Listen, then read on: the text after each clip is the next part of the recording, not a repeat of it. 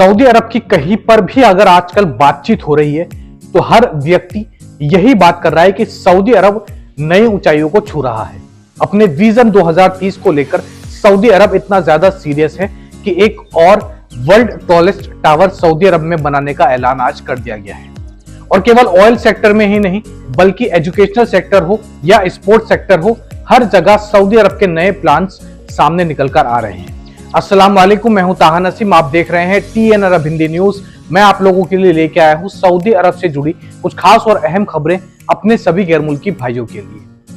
और एक खबर हमारे पास में भारत में हो रही अब तक की सबसे महंगी शादी को लेकर भी आ रही है। तो सभी खबरों के बारे में विस्तार से बात करेंगे। आप लोगों से गुजारिश है वीडियो में शुरू से लेकर आखिर तक बने रहें ताकि सही जानकारी आपको मिल पाए। आप हमारे चैनल पर नए हैं तो चैनल को सब्सक्राइब करना ना भूलें। तो चलिए टाइम वेस्ट किए बिना खबरों की शुरुआत करते हैं। पहली खबर हमारे पास में आ रही है सऊदी न्यूज एजेंसी SPA की तरफ से। बुर्ज खलीफा की जो हाइट है वह 829 मीटर की है। उसके बाद जद्दा टावर का ऐलान 2023 में हो चुका है, जिसको 2030 तक कंप्लीट कर दिया जाएगा। और जद्दा टावर की जो हाइट होने वाली है वह करीबन 1 किलोमीटर से ज्यादा यानी कि बुर्ज खलीफा से ऊंची होगी। लेकिन आज सऊदी अरब की तरफ से एक और स्टेटमेंट आया है जिसमें उन्होंने रियाद के अंदर एक और वर्ल्ड टॉलेस्ट टावर बनाने की बात कही है। ब्रिटिश इंफ्रास्ट्रक्चर कंपनी इसके ऊपर काम कर रही है, उसका डिजाइन अभी बनाया जा रहा है। लेकिन इसके बारे में सुनने के लिए आ रहा है कि रियाद के अंदर जो ये टावर बनने वाला है, इसकी जो हाइट होगी वह करीबन 2 किलोमीटर की होने वाली है। तो सबसे ऊपर इस वक्त मौजूद बुर्ज खलीफा है जिसकी हाइट 830 मीटर है। उसके बाद जद्दा टावर बनने वाला है सऊदी अरब के अंदर जिसकी हाइट 1 किलोमीटर के ऊपर होगी। और अब रियाद के अंदर भी वर्ल्ड टॉलेस्ट टावर बनाने का ऐलान कर दिया गया है जिसकी हाइट 2 किलोमीटर तक की बताई जाएगी। रियाद का जो एयरपोर्ट है उसके आसपास इस टावर को बनाने का डिसीजन लिया गया है। अब बढ़ते हैं अगली खबर की तरफ। सऊदी अरब के अंदर हम सबको मालूम है कि एयर एम्बुलेंस की सुविधा जो है दी जाती है सभी सऊदी नागरिकों को, या फिर अगर गैर मुल्की भी हो उसको भी ये सुविधा दी जाती है। लेकिन सऊदी अरब से अगर कोई बाहर सऊदी नागरिक है यानी कि किसी और मुल्क में है तो उसको भी ये सुविधा दी जाती है। थाईलैंड के फुकेट शहर में 3 सऊदी नागरिक जो कि घूमने गए हुए थे, वहां पर उनकी अचानक से तबीयत खराब हो गई, जिसके बाद सऊदी फॉरेन मिनिस्ट्री को इसकी इत्तला दी गई। सऊदी फॉरेन मिनिस्ट्री से एयर एम्बुलेंस की सुविधा का जिक्र किया गया और उसके बाद में कॉन्फर्मेशन मिलने के बाद में थाईलैंड के फुकेट शहर से सऊदी अरब 3 सऊदी शहरियों को एयर एम्बुलेंस की सुविधा देकर यहां पर लाया गया है। थाईलैंड से डायरेक्ट सऊदी अरब का जो हेलीकॉप्टर था वह थाईलैंड पहुंचा और वहां से उन सऊदी नागरिकों को लेकर सऊदी पहुंचा और यहां पर सऊदी के अस्पताल में उनको भर्ती कराया गया बेहतर इलाज के लिए। तो सऊदी अरब केवल सऊदी अरब के अंदर से ही नहीं बल्कि दूसरे मुल्क से भी एयर एम्बुलेंस की सुविधा ये प्रोवाइड करवाता है। अगर कोई भी सऊदी नागरिक दुनिया के किसी भी कोने में बीमार होता है और उसको अपने घर पर आना होता है, अपने मुल्क में इलाज कराना होता है, तो ऐसे सिचुएशन में एयर एम्बुलेंस की सुविधा हर उस नागरिक को दी जाती है। अब बढ़ते हैं उस बड़ी खबर की तरफ जिसका मैंने शुरुआत में जिक्र किया था। अब तक केवल सऊदी अरब को ऑयल सेक्टर के नाम से ही जाना जाता था क्योंकि सऊदी अरब की जो कमाई थी वह लगभग 98% ऑयल से होती थी, तेल से होती थी। लेकिन इसको अब डाइवर्ट कर दिया गया है। सऊदी अरब के अंदर जो न्योम सिटी का प्रोजेक्ट बन रहा है, न्योम सबसे बड़ा विजन 2030 का प्रोजेक्ट है। तो न्योम प्रोजेक्ट ने भारत के अंदर होने वाले हर साल IPL की एक टीम है जिसको हम राजस्थान रॉयल्स के नाम से जानते हैं, उसको स्पॉन्सरशिप करने का इरादा किया है।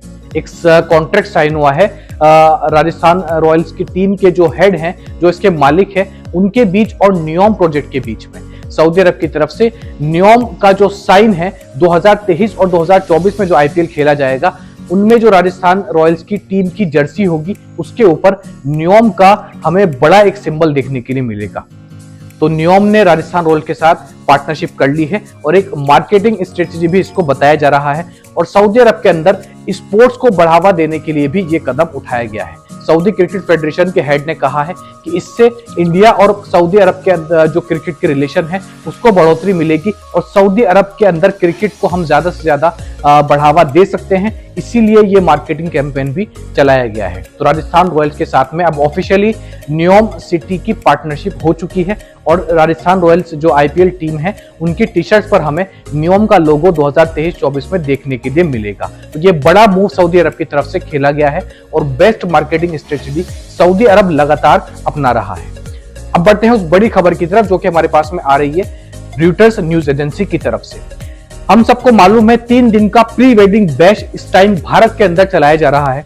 मुकेश अंबानी के बेटे अनंत अंबानी की प्री वेडिंग सेलिब्रेशन चल रही है राधिका मर्चेंट के साथ में, जो कि उनकी होने वाली बीवी का नाम है।